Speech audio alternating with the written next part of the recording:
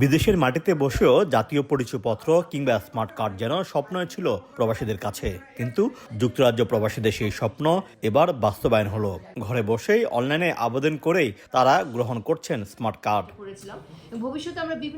রোববার স্থানীয় সময় বিকেলে লন্ডনস্থ বাংলাদেশ হাই কমিশনের বঙ্গবন্ধু লাউঞ্জে স্মার্ট কার্ড বিতরণ কার্যক্রমের উদ্বোধন করেন নির্বাচন commissioner Mohammad Alamgir. High commissioner Saida Muna তাসনিমের সভাপতিত্বে অনুষ্ঠানে আলোচনায় অংশ নেন প্রবাসীরা।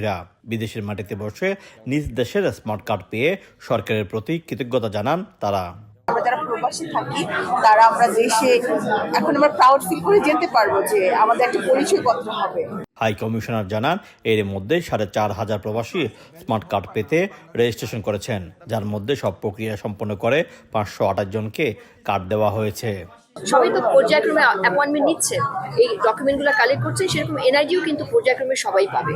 আমাদের যা যা অ্যাপয়েন্টমেন্ট, এখানে রাত্রি 8টা পর্যন্ত আমরা কাজ করছি, মাঝে মাঝে 10টা পর্যন্ত, যাতে করে যারা অ্যাপ্লাই করছেন ফিঙ্গারপ্রিন্টিং এর সবাইকে যেন আমরা কুইকলি দিতে পারি।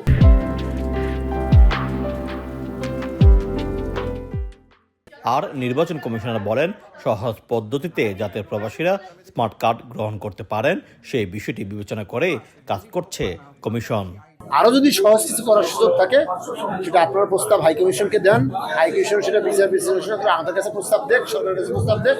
আমরা যদি দেখা যায় যে এটা অত্যন্ত লজিক্যাল, আমরা সেটা মেনে নিব। গত 30 ডিসেম্বর থেকে যুক্তরাজ্যে শুরু হয়েছে জাতীয় পরিচয়পত্র হালনাগাদের কাজ। শোয়েব কবির, সময় সংবাদ, লন্ডন।